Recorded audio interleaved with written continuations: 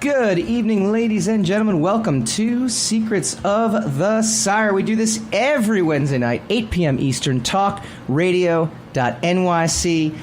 We talk comics, movies, TV, and pop culture. Tonight, we're going to review Ant-Man and Wasp with stuntwoman Alicia Davis. She was actually a driver on the show. She survived, and that's a great thing. She gives her first-hand account of working on the latest Marvel hit and her near-death experience as a stuntwoman. See, it all kind of ties together.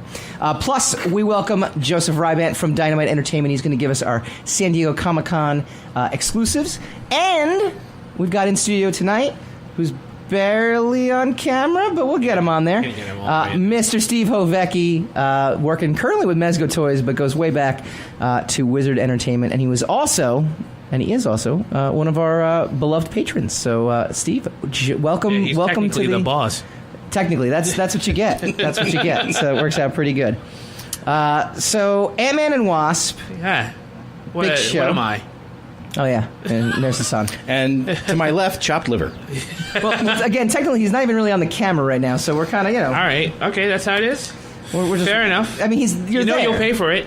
You're there. You got to come closer, buddy. I'm not coming closer. Come on. I'm fine. Squeeze, right baby, here. Come on, Squeeze let's together. make it hot. Yeah, Come on. Actually, Steve, if you move over, we will totally combine. But he's on It'll be wheels. like it'll be I'm on wheels. it'll be pretty epic. So that's the right, best how's it? part. That's the Is that best better? part. Yeah, I think so. Except I moved the camera. But anyway, Nicely What, do you want me to sit in his lap? Will that be easier? you know what? If it's that kind of show, This is the you know. top-notch operation that we've come to expect. Well, that's what I try. That's what I try. So, all right, here's Ant-Man and Wasp, right? I threw this out there on Facebook, right? I threw this on Facebook and I just said, all right, just give me your thoughts. Give me your thoughts. I mean, I was kind of shocked at how many people responded back being like, Just in general, because you usually don't have that many friends. well, I have no friends. I friends. I understand. But this movie moves the needle, so that's why it's a good thing. All 16 friends responded. But it was like 12. Last time I counted, it was 12. like loved it. Like, this is great. Exactly what I was expecting. Exactly what I was looking it's positive for. Stuff. Is that because it was positive on the internet? No, I just think like in general, like people were Like taken with it? They were enjoying it? like they really genuinely enjoyed it. And I'm not saying I didn't enjoy it, but the thing that just makes me like kind of wonder, it's like, what about this, movie is like so enjoyable? Because I watched it and I was like, it's good. I don't understand you guys. You guys don't get it. Did you like the first one? Enjoyed the first one. I liked the About first as one much as the second one? No, I actually enjoyed it more than the second one. Okay. And the reason being, though, Because it was new?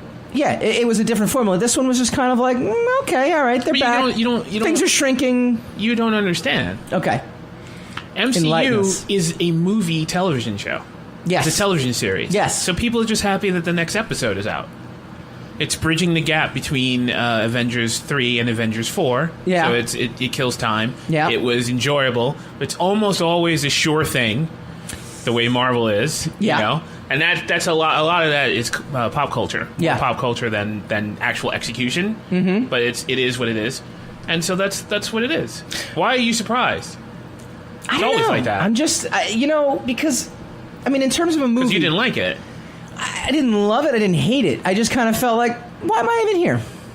Well, I mean, I'm here because I have a podcast, and that's why I'm Why there. am I But like, even here? but I'm kind of like every would fan. you have gone to see it if you weren't going to review it? No, You're lying. Of course you would have. no, because I didn't. Yes, you would have. I wouldn't have. I wouldn't have gotten to see it. I would have waited for it to come on cable or. You turn it off. That's good. I would have. I mean, I would have just waited for it. I looked at that film and I thought anybody who complained about Solo not being necessary, and yet they're the same people who've been like, oh, Ant-Man and Wasp was just it was exactly what I was looking for. It was great. I'm like, really? We needed another one? Paul Rudd's fun. Evangeline Lilly, even back to her lost days. Because MCU is not a polarized thing. Right? So everybody feels free to have an opinion about that without feeling that they're going to be raked through the coals by their fringe friends. Unless you know a bunch of DC guys, and then they will no, but rake you through the coals because they're just jealous. What are you talking about? Like DC? They don't even make movies. Stop it. They make Joker origin movies now. They make it nonstop. They're like, that's a franchise. The Joker origin movies are making like 3 different Joker movies that don't take place with 3 different Jokers. With 3 different Jokers. Like, it's always funny. Like, you sit there. I guess comparatively speaking, we just need Marvel just to counteract the stupidity. is in a board meeting, and they said, let's just keep getting it wrong. Let's get it wrong as much as humanly possible. Like, except I'm having high hopes for Aquaman, just because Jason Momoa is due a break. I think Aquaman looks really good. It looks good. You didn't think Braven was his big break? Brave? No, I didn't think neither that nor the Conan debacle. Unfortunately, he was good for the role, but script. Throw that out. You need to watch Red Road and Frontiers. You want to get your Momoa. Yeah, no. I'll stick with Stargate Atlantis. I'll go way, way back, like a total geek. But anyway, I'm sorry. So let me ask you this. He's going to ask us questions. Here we go. This is what I do. This is where the show gets good. No, Get ready. Get ready. It's going to be fun. I'm ready. Steve, this is what I want to know. Oh, yeah, okay. All right. Okay. All right. Okay. He asks the one guy who hasn't seen Ant-Man. I'm still emceeing this movie here. Go ahead. And this is just I'm gonna throw it out there. No, go ahead. Did the movie try too hard to be funny? You asking Steve who didn't see it? I'm asking. Just throwing it out there. I don't think it did. I'm going to say no. Yeah. Yes. Yeah. I'm going to agree with Steve and his expert opinion on the material that he watched or didn't see. It's supposed to be funny though. It's one of the comedies. Right. No, I know. But I'm saying, did it actually try too hard to be I think funny? maybe 1 or 2 of the banter scenes landed a little flat, but that's about it. Yeah. Here's the thing. I don't mean to be down on it. I'm not actually down on it, but I'll reference an article that I found. It just disappoints me that this is the summer movie right now. Because all the other movies that came out pre-summer. Fault. I guess it's not its fault, right? So how are you going to blame that for being out when you want other things to be out? I look at this and I'm just like, okay, what else? What else we got? Like this is like I kind of sat there and being like, it's like July. Would you have preferred Doctor Strange 2 in the same time frame? Yeah, you would have wanted Avengers 4. Well, you would have just said, just bring out Avengers 4 3 months later. Too much work. No, I wouldn't. Hell yeah. I wouldn't have preferred Avengers 4. I thought Infinity War came out exactly the right time. I'm actually going back to blaming Deadpool again for jumping the gun. Deadpool was supposed to come out in June. Deadpool was supposed to be, Yeah, but they wanted to take that Solo money. Which, and in turn, actually backfired for both of them. I don't think Deadpool 2 actually made as much money. But it hurt Solo more than, Well, public opinion, it hurt Solo more than it hurt Deadpool.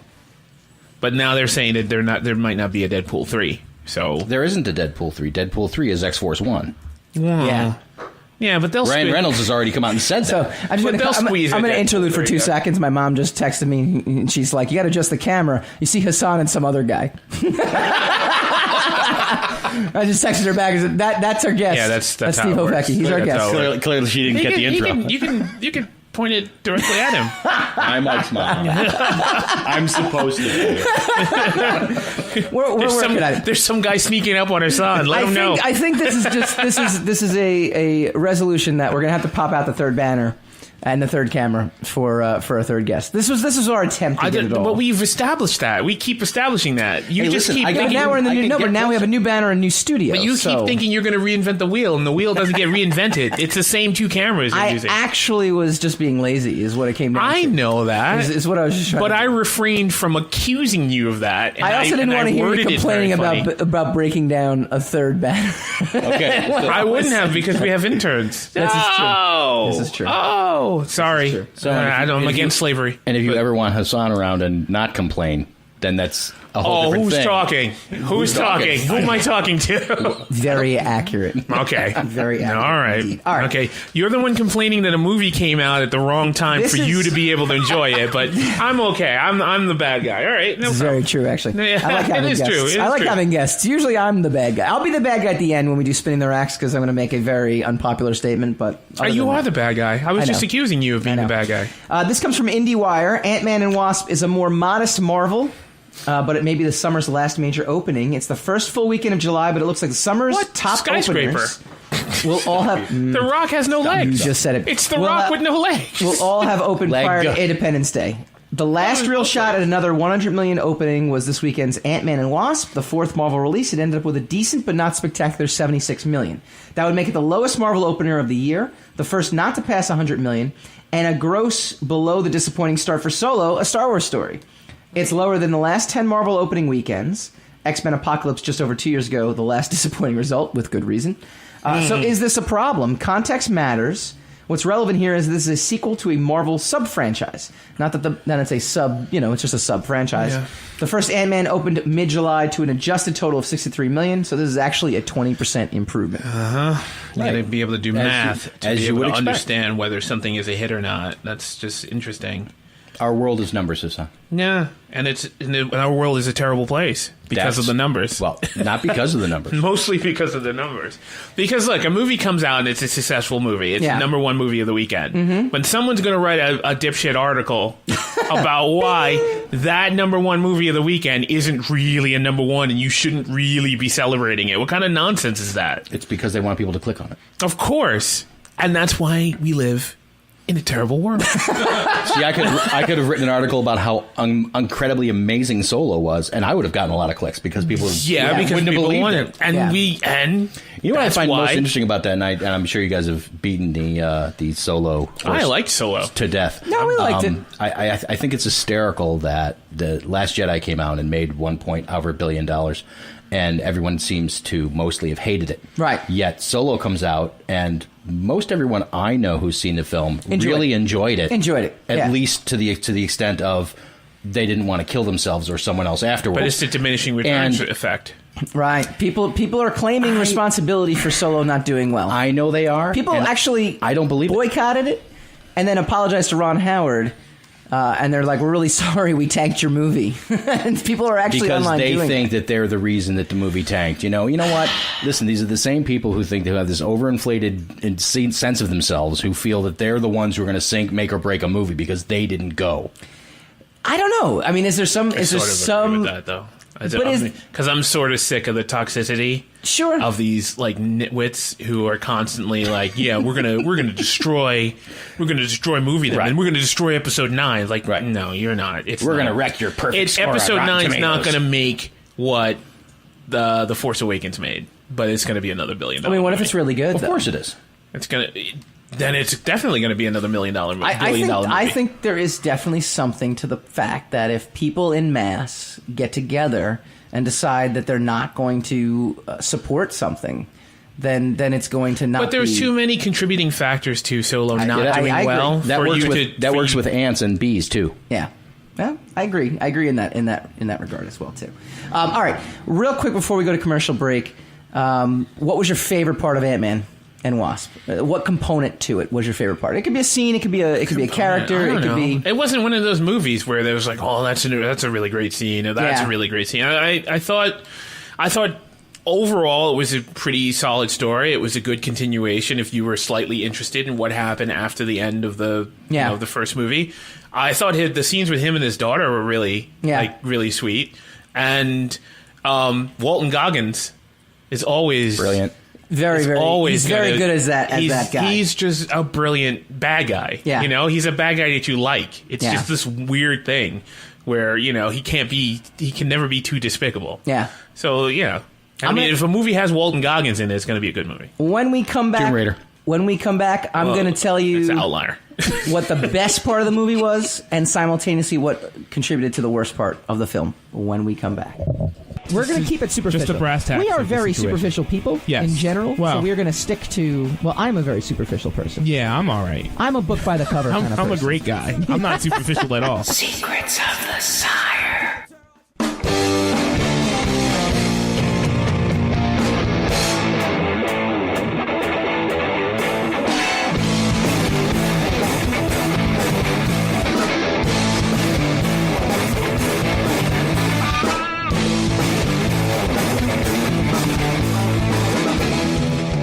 Welcome back to Secrets of the Sire. We do this every Wednesday night, 8 p.m. Eastern, talkradio.nyc. We talk comics, movies, TV, pop culture. I'm Mike Dolce, alongside my co-host Hassan Godwin. Who's not on camera. We also have... No, you're there. Oh, darn it. You're definitely there. We also have Steve Hovecki, currently at Mezco Toys, going to be in San Diego. He's a producer. Producer Steve Hovecki. I'm getting there. Mr. Hovecki. I want to say Secrets of the Sire is brought to you by all our beloved patrons. We have dedicated fans. Einar Peterson, Matt Byer, Ashley Haikai. Not her name. Our program director, Stephanie Dolce. Oh, we want to say congratulations to Ashley. She's just had a daughter. Did you get her name right? No, I purposely get it wrong. Well, Ashley or the daughter? Our executive producers, Brian Phillips, Christina Gillen, and Steve Ovecki. And we have our Uber fan, Christina Dolce, who's awesome. Fixed. So go to patreon.com/secrets of the sire. It will actually, we'll give you behind the scenes of the show. We'll give you behind the scenes show outline. And then also I have all behind these. the scenes of us bickering. Yeah, essentially, yes. And also some insight into comics making. Give you a lot of before layouts of mainstream, some script pages, some tips of the week, some there's a whole bunch of stuff on that Patreon page, so go check it out, and it's awesome. All right, we were talking about Ant-Man and Wasp, really just kind of talking about, for me, I'm just kind of like, it's okay. Your favorite. I am. Yeah, we get that. Like it's okay. I'm not like in love with it. Okay, compared to what? Just any summer movie. I think the time frame of it. I think if it came out so when any the other movie time, comes out, So you're saying it's not as good as Jaws?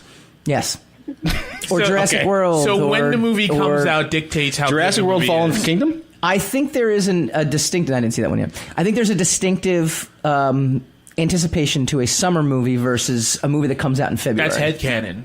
That's all headcanon. I don't was think the it movie is, was though. the movie a good movie or was it a bad What's movie? a headcanon? It's his own story. I don't It's his think canon. that was pretty good. I don't think it's a bad movie. I don't think it was a good movie though either. I kind of just sat through it. But you're judging it. You're judging the quality of the movie on the season I'm judging it in against which it came several out. factors. So which you're only naming one. So I can only critique the one. I also naming. mentioned I thought it was they tried a little too hard for comedy, and that actually is a good that's a valid segue into what I thought was the best part of the movie. The best part of the movie I thought was Ghost.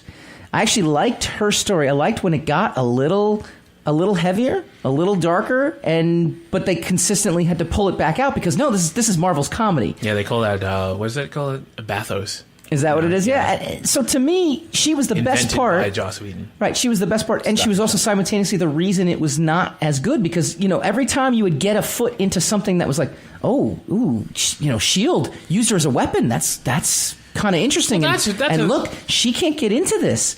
Like I was like, wow, this is really. That's a valid critique. Right, I know. It's about time though. It took a while. Like I wanted to let you speak. It shouldn't have come out on a Friday. That's a bad critique for a movie. I guess so. Yes, it is. Just Only Wednesday accept it. releases. I guess so. All Just right. accept it. If it's a summer film, it should come out on a Wednesday, like a real summer film. The thing, what I can say is we're actually talking about this movie from a distance. Why don't we welcome on our first guest, There you go. Leesha Davis, who was a stunt driver on the film. Leesha, are you there? Hi, I'm here. Oh, it's very good to have you. Welcome to the show. I'm glad to have you on there. We're actually going to show off some photos she sent me from the set, which she was allowed to show, right? I'm allowed to show this, or should I click this off really Yeah, fast? and I only sent you the ones that were not covered on the non-disclosure agreement. Excellent. Good time Excellent. to check. Great Excellent. time to check, though. So here's the well funny done. part. Well, she sent it to me, and she said she could use it, but, still. So one of the cool things in the shots that she has, and I looked at it when she sent it to me before I saw the movie, was the Hot Wheels car. So you actually have a photo from behind the scenes of the Hot Wheels car. Why don't you take our audience through, what your role as a driver on the film was? There was lots of car chases, so I'm really excited to kind of hear this story. So my part in the driving was actually very small. I did what's called precision driving. Basically, I know how not to hit people and to put my car where they want it every single time. I gotta learn how to do that. You're the notice under every car commercial that says "Professional driver, do not attempt."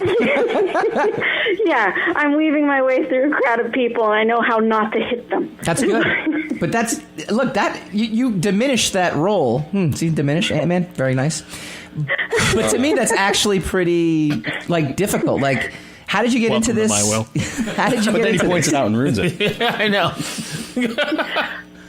Well, I actually got into it in a very weird roundabout way. I'm told that I came through the business backwards. So you're my first job completely in the industry is a precision stunt person on The Matrix 2. Wow. It was my first job. Highway scene? Somehow my name got passed that I was really good with a car, and they needed a lot of really good drivers because we built that set from scratch, and all of those stunts are live. We really destroyed all those cars. This is the highway scene from The Matrix, right? The famous... Yes. Okay. Yeah, that 17-minute chase scene where Trinity's on the bike with the Keymaster and... That's so freaking cool. Yeah. That's why I wanted her to tell us the setting. Yeah, like, I mean, that's so cool. So, all right, so continue. And that was your first job. Yeah. That was my first job. And like, they called me up and they're like, hey, we got your name. We heard you're really good with a car. Do you want to work on The Matrix? And I'm like, yeah. I just happen to be in The Matrix. Yeah, Not a real question. The greatest action sci-fi films of all time. The greatest action scene in one of the greatest action sci-fis of all time. I just happened to, whoops, oh, look, I'm in The Matrix. I just got a speeding ticket dismissed, and I'm really excited. That's the greatest thing ever, right? Up there as one of the greatest things we ever. filmed it so long. It was 3.5 months for that 17-minute scene. 3.5 months, Monday through Friday. I got weekends off. It was kind of a really interesting shoot. We were there all day in the middle of the San Francisco Bay filming this. It was a fake set that they totally built. That's how we were able to film for so long instead of getting permits to shut down an actual freeway.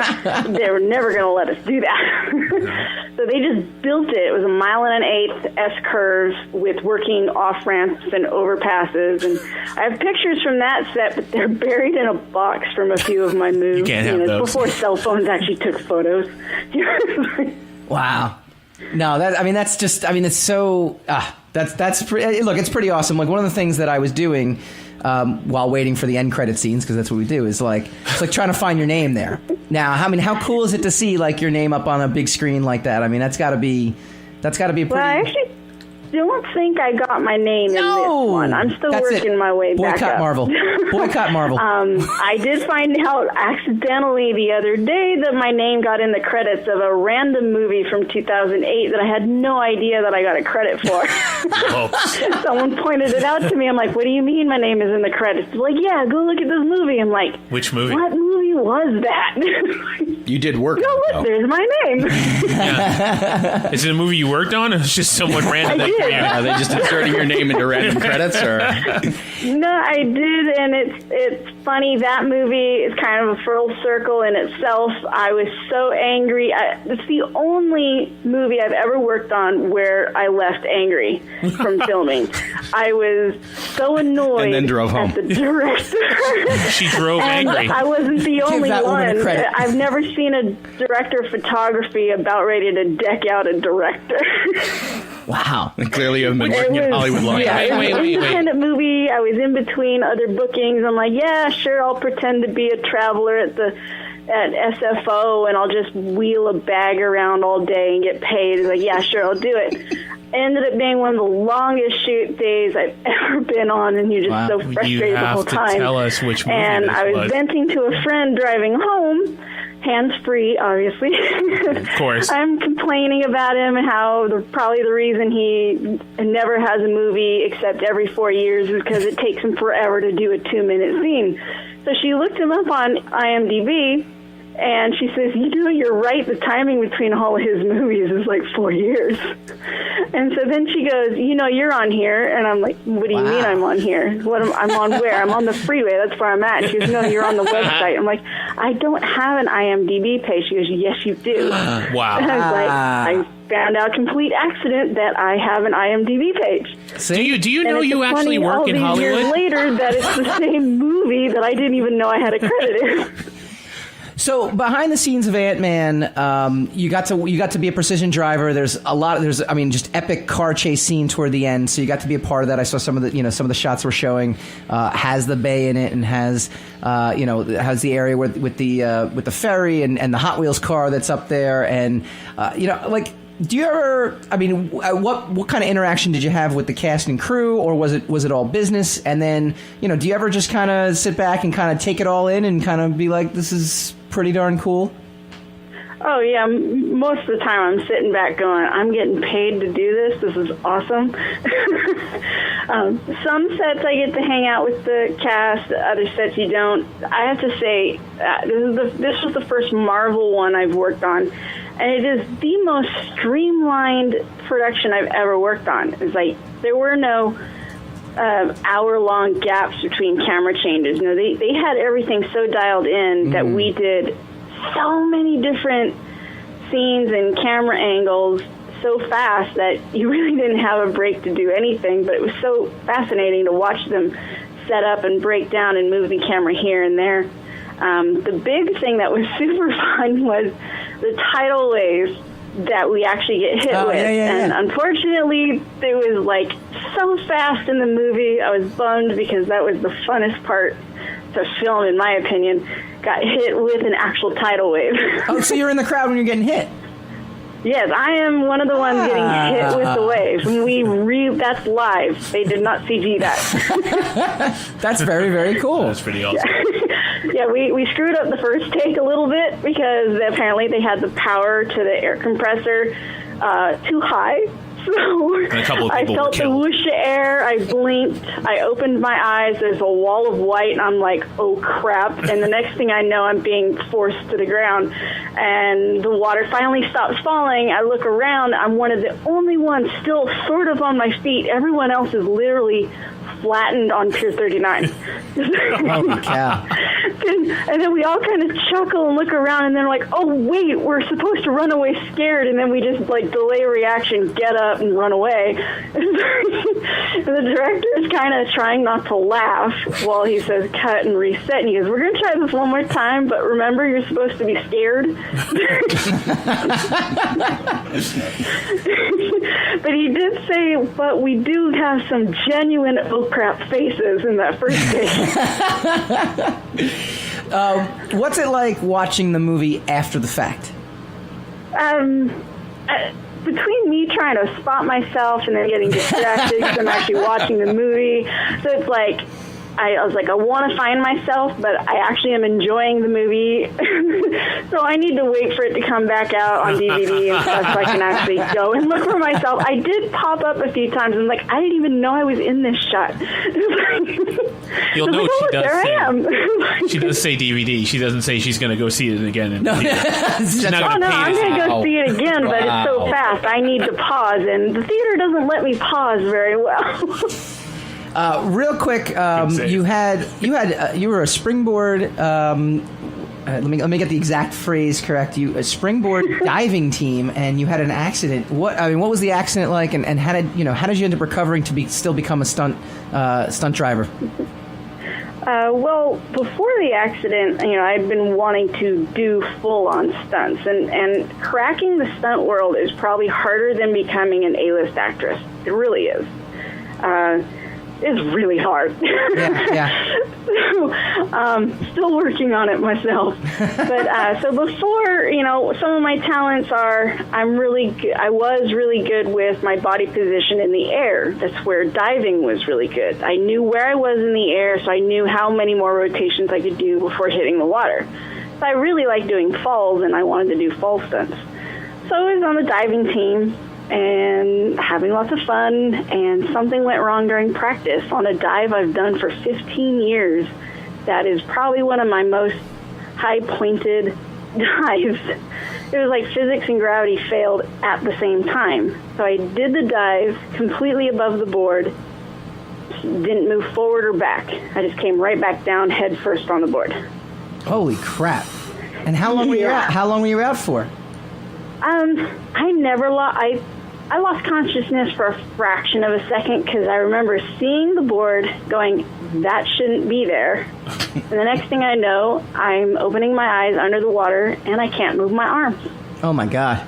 And, panic starts to set in and I'm like, it's okay. Just hold your breath. someone will come and get you. and the weird thing is, like, you know, I do stunts. I love movies. I'm addicted to movies and television my entire life. And all these people have jumped in the water, and I can see them coming from different angles depending on how they came, you know, jumped in the pool. And the first thing that comes to my mind is, this is a really good vantage point for a Bond movie. It's like you hit your head and you start thinking the weirdest things. I'm just like, this would be really cool in a movie here. So they get me out of the water. I can't move my arms or legs. I am feeling phantom legs because I was convinced my legs were floating in the water, but that's not possible because I was on the deck and the water is about 2 feet below the deck. Oh my gosh. It's just the weirdest feeling. So arms and legs that aren't there. You go through this experience, though. You recover from it. I never lost consciousness. Oh my gosh. They still couldn't figure out how I was talking. The look on my teammates' faces when they got me to the surface of the water, told me it was worse than I thought. Because I swear one of my teammates, Morgan, looked at me like, oh crap, the dead thing is talking to me. You go through this experience, you recover. What makes you end up going back into like the stunt world? Like, aren't you terrified to do this? My family's terrified. Actually, they're more terrified of me near a pool, which is weird because they're okay with me riding my horses. Wow. I don't understand why that's different than a diving board. It's a 1,200-pound animal with a brain who might decide, I don't really feel like doing what you want. I got 2 words for you, Christopher Reeve. Oh my gosh. Actually, I was told that the broken neck version I had is what he had. Wow. I actually had 2 versions. I had one that he had, and I had a second fracture. So I had teardrop and the hangman's fracture at the same time. Wow. So I cracked C2, and I shattered C3, and that went through my spinal cord. Holy cow. Well, Alicia, we are really happy to hear you're okay. We're happy to see you, or try to see you, in Ant-Man and Wasp. I want to thank you so much for joining us today, and keep us posted on the next comic book related film you're on, and we'd love to have you on again. Sure. Even if it's not comic book related. Yeah, even if it's not. We're fascinated. When we come back, there is some stuff filming here now, and we're waiting to hear if we're getting the remake of Big Trouble in Little China. I'm very conflicted on this. We'll take it. When we come back, we're going to be talking with Joseph Rybandt from Dynamite. Find us on Facebook.com/Secrets of the Sire. Go look at our videos. Go to YouTube/Secrets of the Sire. Download our podcast on iTunes. All that fun stuff. And you can hear our opinions about Last Jedi and the newer Star Wars. Right. Or in don't. This particular which case, might make you feel better, depending on your feelings of The Last Jedi. Reverse psychology. Well done. Secrets of the Sire.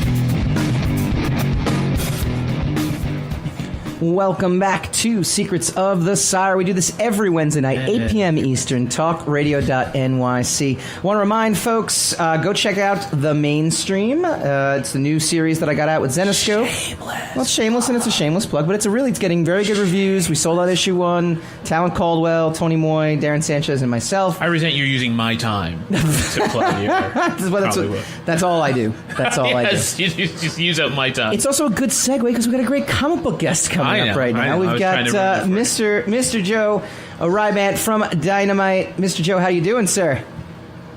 I'm good. How are you? I'm doing very, very good. We've got San Diego Comic-Con coming up next week. It's the biggest show, right? Still the biggest show of all time. Of all time. Still, now Steve Ovecki is shaking his head. No. Saying no. What's bigger than a parking ticket? New York gives it a run for its money these days. Is Steve there? I didn't realize Steve was there. Hey, Steve. What's going on, Joe? He snuck in. We left the door open, and he just appeared, and it's like, oh man, Can't really tell this guy to leave. I guess we got. Look at him. He's bigger than all of us, even Hassan. Joe knows. He's a big guy. He'd be hard to get out of there without a problem. So. Yeah. So see you in a week, pal. Yeah. Oh, yeah, exactly. All of us. What's the level of preparation for San Diego that Dynamite kind of goes through? Do you treat it any different just because of the enormity of the size? Well, Mike, when I sent you my bio, in there it says executive editor, and what that means is I worry very little about it. Attaboy. There's other people that do the hard work. I've also in the last several years adopted a more laissez-faire attitude towards San Diego because it's such a large travel endeavor. I've taken every other year off, so last year I didn't go. This year I am going, and I made the mistake of taking a vacation last week, personal time, and then catch up this week and then San Diego next week. So I don't know if this was all the biggest, the brightest plan, but I know that a lot of people in the office are scrambling, and we're not actually set up at San Diego, which actually makes it a lot easier in a lot of senses. But there's still a lot of stuff that we do for San Diego besides actually going. And one of the things that we do is we release a bunch of information into the news cycle, like right before the show. So while everyone else is making their news during the show and everyone's attending panels and reporting on those panels, doing all that stuff, right before the show, kind of the calm before the storm, there's a whole bunch of Dynamite news that comes out.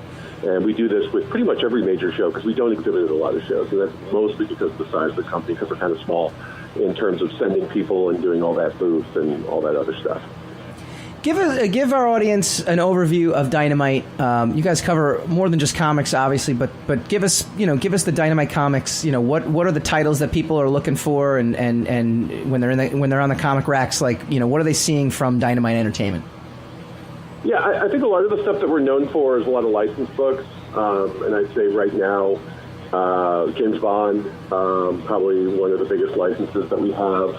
That's a recent thing in the last couple of years, but we've been publishing Army of Darkness for a good long while. We've been publishing Red Sonja for a good long while. Vampirella, Battlestar Galactica, Bionic Man. Licenses come in and out, but a lot of the stuff, like I mentioned, like Army of Darkness and Bond and Red Sonja, we've had for a good long while and will have for a good long while. And in the last couple of years, we've always been a fairly diverse company in terms of not just producing comics, but I would say in the last couple of years, we've really stepped up our game into producing art books, history books. We did The Art of Atari, which was one of our biggest sellers a couple of years ago. We've done The Art of Street Fighter. A whole bunch of stuff like that it kind of fits within the pop culture space, but isn't necessarily, what you think of when you think of comic books. Yeah. And then merchandise. We control the rights to a lot of things that we publish in terms of being able to make statues or toys or games or all that other kind of a firma that also goes with all the pop culture stuff that you see in, the bigger comic book shops. When you're working on a licensed product, how much leeway do you get with the characters? You guys have done some Charmed stuff. You got the new Bond stuff is coming out, new James Bond stuff. I know Dark Horse, works with Buffy, and in some capacity they weren't allowed to do much with the canon. And then when the show ended, they're like, oh, you can do whatever you kind of want to. Is there that kind of flexibility with the licensed products that you're working on? Yeah, there's no hard and fast rule. I would say something that we've had for a long while, like Red Sonja, we have a very good relationship with the rights holder, and the rights holder is not a big giant media corporation. So there's different ways of dealing with individuals as opposed to corporations. Corporations could be great, or they can be, problematic in the sense of what they will let you do. And sometimes with the example that you mentioned, I think the closest thing we had to that was working with Battlestar Galactica. When the Ron Moore version was on, Ron was very protective of his show, rightly so, and I think it's similar to what you're saying about Buffy, Joss Whedon being very protective of his show, and the corporation that licenses out allowing that protection to carry forward. So you just have to find ways of working within that. And those ways can be done. We've done it. I would say one of our most challenging licenses, just because there's a tremendous amount of expectations, that it's one of probably the top two media brands in the world, if not the, which would be James Bond, is while we don't have to interact with the movie side of things, Sure. we interact with the literary side, the family side, the people that own James Bond. they're very protective of James Bond, rightly so. And it's not just being protective of the legacy of the literary brand, but it's all that's involved with the literary brand that translates to the movie brand, you know. I'd say that's probably one of our most challenging licenses. Sure. We've got a project coming out this fall, which details for the first time the origin of James Bond, the set in the time period of the original books, which of course takes place during World War II, his origin. And this project has been in development, with no exaggeration, for well over a year, might even be 2. Wow. I tend to blank when it goes beyond a year. So, and that's just been about getting it right, you know. And Yeah. It's been about building it up, having enough material that everybody's comfortable with. There's a whole group of people sitting over in a beautifully ornate boardroom in London that take a look at all of this stuff and say, you know, what are these Americans doing to our character? And they say yay or nay, basically. Well, as long as you don't cross it over with Vampirella, you should be okay, right? Well, hey, you know what? I wouldn't put it past Nick to try. So, but definitely not until the tail end of the license. So talk to us real quick before we go to commercial. Vampirella is celebrating her 50th anniversary. It's a controversial figure right now, just basically based, you know, thanks to the times that we kind of live in. Sure. Steve's kind of laughing at that, but I look, it is. It's a controversial. Anything where I'm laughing because it's painfully true. Oh, okay, good. He's laughing because it's painfully true. See, I like when he validates my questions. No, but so how do you actually? He just said it was true. I know. How do you balance, you know, what society's expectations of female characters are today versus what the character was, and how do you do something that's still pure to the character? You know, you're right in that it's growing more and more challenging, I think, and also we've dealt with this in particular with Red Sonja as well. But when we did Red Sonja, you know, Gail wrote over 2 years worth of Red Sonja stories with, you know, Red Sonja in her original costume. Mm-hmm. Nancy Collins wrote about 2 years worth of stories with Vampirella in her original costume. We've got a female writer, Christina Dieck-Linzer, who's doing a miniseries right now in the original costume, and she loves the original costume, you know. I think it's, you know, because I'm old enough, I go back to something like, you know, Spinal Tap, and I go, you know, what's wrong with being sexy? And it's like, no, it's not bad. It's don't be sexist. You know, don't be so gratuitous about things. And that is a fine line for sure. Yeah. But we have tried different things with those characters. We tried changing costumes. We tried doing all sorts of different things, and the audience has told us that they don't want it. Right. You know. And the flip side is then someone will say, well, but I'm an audience and I do want it. Well, you know, ultimately it comes down to who's buying. And we're not trying to pander and we're not trying to cater, but we're just trying to present the character in its most pure form without being gratuitous and with telling good stories. At the end of the day, both those characters have been badasses for a really long time. So, yeah. So that's the long and short of it. And I think Gail's attitude, and I think Nancy's attitude, and all the other writers that have worked on it, it's lean into it. You know, it's don't ignore it. Don't say you're wrong to have that opinion. I would never tell anyone that. But it's lean into it and say, listen, if it's not for you, it's not for you. You know, nobody's making you. We're just here trying to tell good stories. And these characers, Vampirella's been around for 50 years. That's right. There are plenty of other comic books out there with fully clothed badasses. You know, so, not that there can't be changes here and there, but I think it's just about telling the right story. Well, Joe, thank you so much for hopping on. Tell everyone where they can find you guys online, and you know where you'll be hopping around in San Diego. Yeah, we have 3 panels at San Diego. You can check the various news sites for where that is. I don't have the room listings in front of me, but DynamiteEntertainment.com, and also on Twitter, Dynamite Comics on Twitter. All of everything we'll be doing will be posted in both of those places. Awesome. Joe, thank you so much. When we come back, we go spinning the racks. Our interns, who were like tiny kids when this movie came out. And now they're adults. Imagine that. I know. Well, I would not call our interns adults. They're getting. I treat them like adults, unlike you. You just don't talk to them. That's how I treat them like adults. Secrets of the Sire.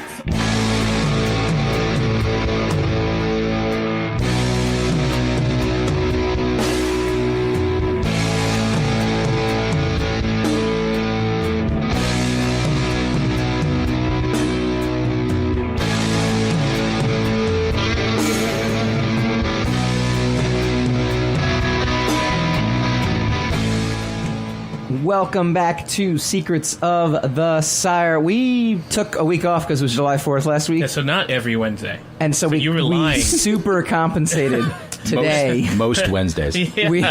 We had Leesha Davis, stunt driver, on. We had Joe Rybandt from Dynamite Entertainment on. Yeah. We got Steve Ovecki in studio.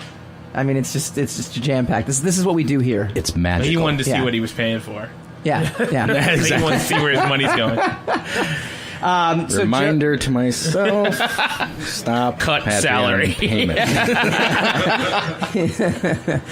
You're out of here.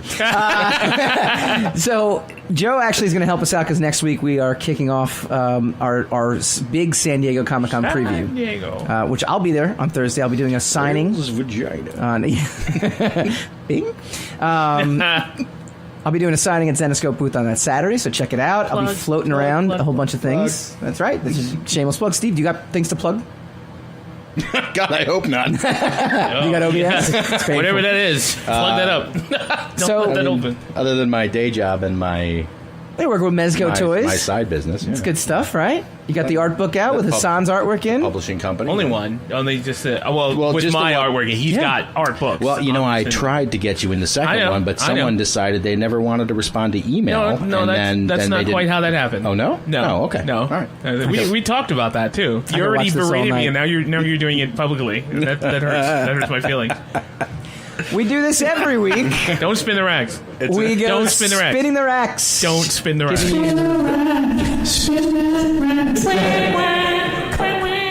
that you? The most fantastic No, that is not me. Is that him? That's somebody else. Yeah, that's it.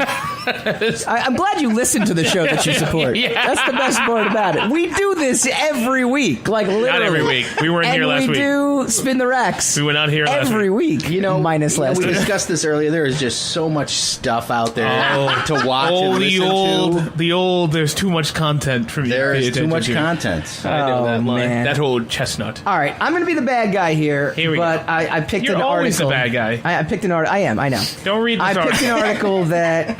Whatever this is, immediately made me roll my eyes, but not necessarily for the reason. Margot Robbie is looking to cast diverse Birds of Prey leads, confirms Harley Quinn will have a new costume. It's from Yahoo Entertainment News.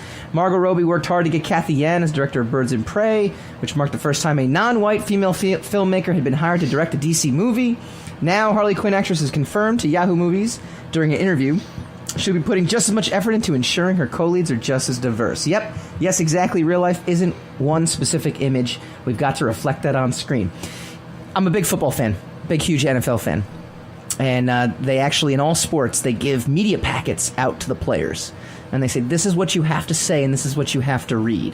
And I feel like all these people, J.J. Abrams says the same thing, like all these people are kind of going out there. Let me separate the two things, right? Diversity is a good thing. Diversity it makes stories better. Diverse characters are interesting. But in order to sell a movie these days, I feel like you have to get out there now and read this company line, and it just made me roll my eyes. Am I off base? Am I the bad guy now for thinking that? Yes? What do you think of Sam Jackson as Nick Fury? I love that. Okay. I love that. All right. I think just saying, because that has roots in the Ultimate Universe. It works. It absolutely works for me, and we've talked about this before too. Here's the problem. As opposed to what?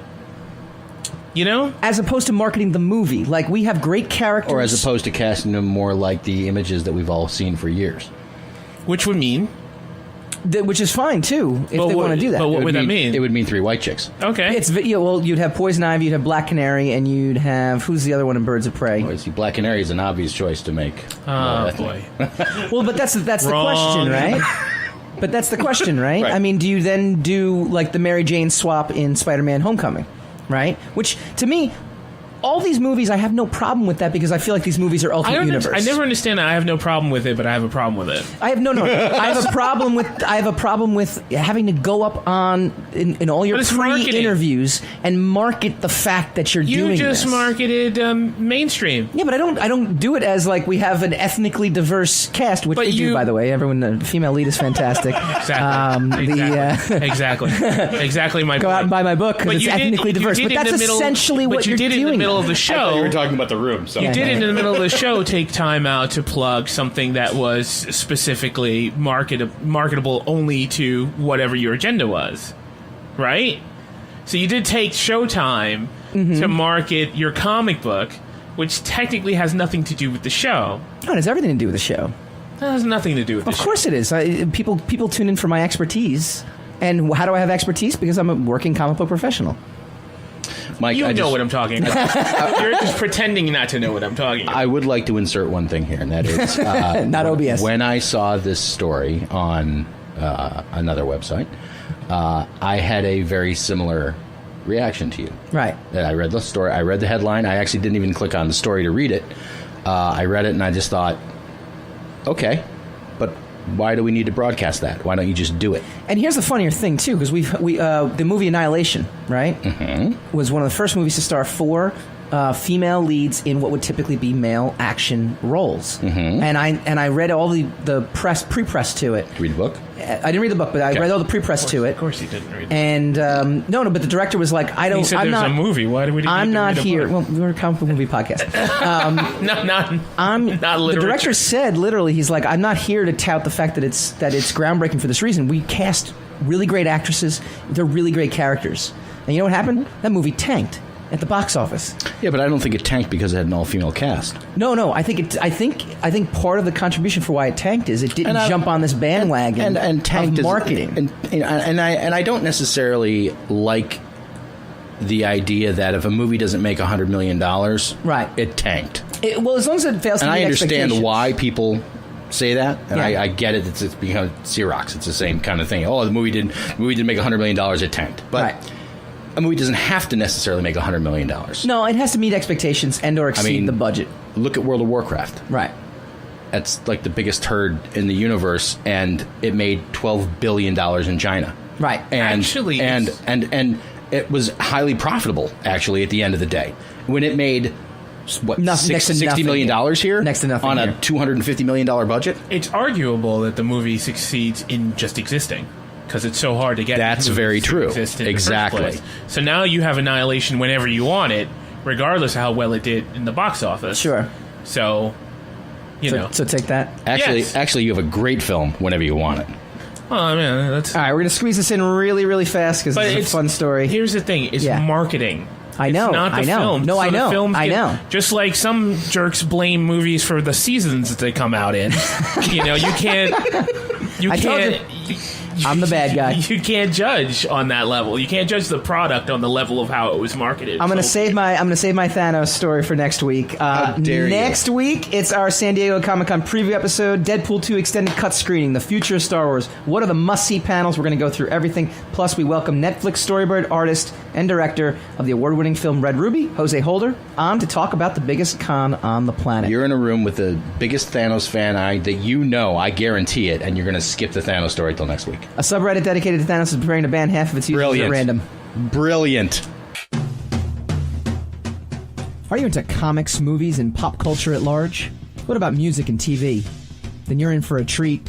This is Michael Dolce, your host on TalkingAlternative.com. I've been professionally writing comic books, screenplays, and music articles for almost 15 years. Catch my show, Secrets of the Sire, at its new primetime slot, Wednesdays, 8 p.m. Eastern Time, and get the inside scoop on the pop culture universe you love to talk about. For more info, go to secretsofthesire.com.